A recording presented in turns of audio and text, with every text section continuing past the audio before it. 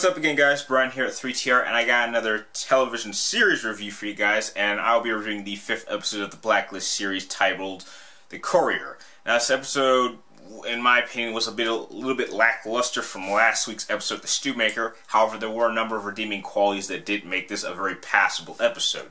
Now, this episode starts off with Elizabeth having a nightmare about what would happen if her husband finds out about his secret. Maybe he'll attempt to try to kill her. She wakes up and realizes it's a nightmare. I obviously was able to call this one as it plays out. And then we get a shot of apparently our Blacklist member, the Courier, and apparently he's kidnapped some type of person. We don't know who at this point. And he basically tries to transfer the guy and put him in some type of box-like area somewhere out in the middle of nowhere. Puts a mask on him, which apparently has air, and obviously it looks like it's going to be one of those situations where the Courier knows the location of this person, and the FBI and Elizabeth and Rhett have to apparently find his location within a certain amount of time before he runs out of air. Raymond then kind of tells Elizabeth that the person that we're dealing with is technically the perfect middleman. He can't be bribed. He's supposed to be this incredibly dangerous person who you don't want to screw over. And apparently how he works is there are two parties. There's the person who has the job for him, and then the person who he has to either deliver this package to, and the kidnapped person is in the middle. Now, I have to be honest, this was a little bit confusing for me, so just stick with me. So basically how it works is that he's given a job, and at that point the job can't be stopped. And if something happens if something goes wrong within this transaction, he ends up killing both members. All Raymond has to tell Elizabeth is he knows who the Courier is going to contact to end this transaction.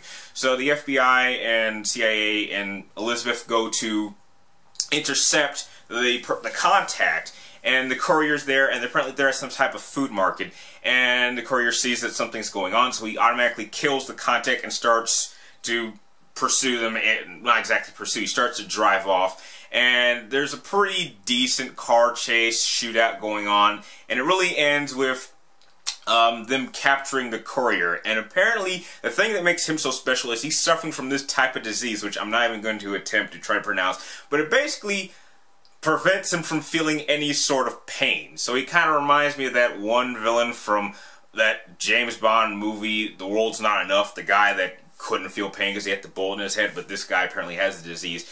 And he's capable of fitting all types of objects within his body.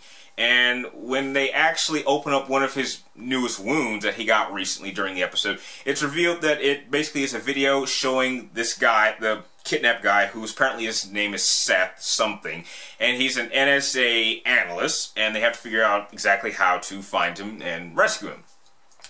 And as the episode progresses on, it is then soon revealed there's a small moment where Elizabeth's husband kind of calls her up and says we need to talk immediately, and it is then showed that he finds out that the box is missing, so Elizabeth now knows that he has been hiding some secrets, but Elizabeth says I'll deal with it later on.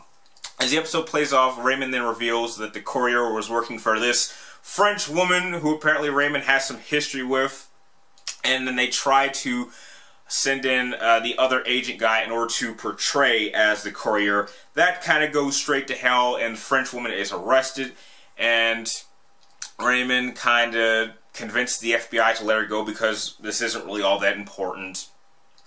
And then Raymond kind of talks to her himself and says, well, you know, if the Courier is still out there, he's going to come after you and kill you. So if you tell me where Seth is located, then I'll let you use my jet and help you get out of the country. Obviously, the problem I have with this character is Raymond really projected her as like being this really deadly foe that he had met in the past, but she really kind of seemed a bit pathetic, really, kind of someone who's a bit of a coward, so that was kind of a disappointing factor. And really, towards the end of the episode, it basically ends with them finding out that, well, actually, what happens is the FBI actually managed to track down the Courier, who managed to break out from being transported from one location to the other.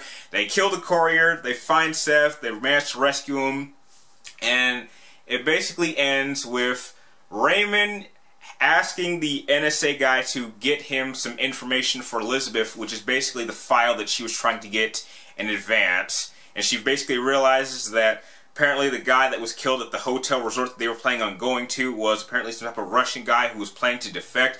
And her husband Tom was apparently a double agent who ended up killing him at that hotel.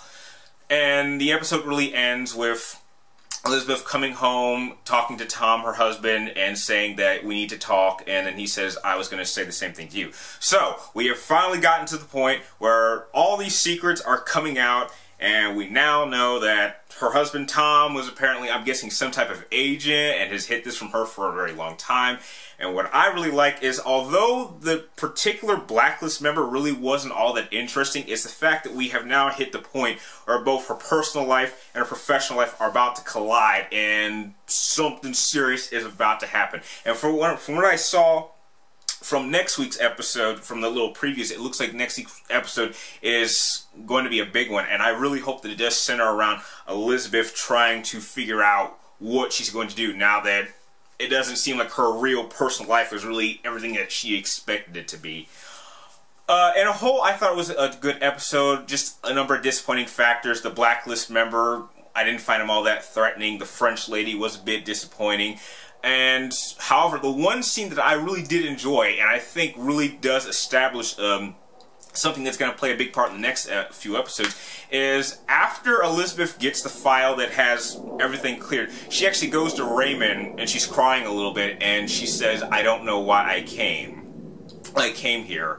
And I think at this point we can establish that on some level, even though Elizabeth will not admit it to herself, I think she does initially trust Raymond. Because if we really think about everything that has happened over the series, Raymond has really been able to save Elizabeth more times than the FBI. I mean, think about the first episode with the bomb. That was Raymond's guy who stopped the bomb from blowing up. What happened when they went to go talk to the Woojin guy? The Woojin guy was about to shoot her, and Raymond stepped in the way and got them both out of that situation. And then recently with the stew maker, heck, if the FBI were the only ones going after Elizabeth, they wouldn't have made it in time. It was Raymond that got to her first. So I think we can establish that Raymond has really had Elizabeth's back. Despite the fact that he's been holding information from her, he's really been doing a better job at really helping Elizabeth for her own problems. So I think there is definitely a great sense of trust, and I have no doubt that it's going to play a major part in probably the next 2 or 3 episodes. So in a whole, if I had to give this episode a rating, I would have to give it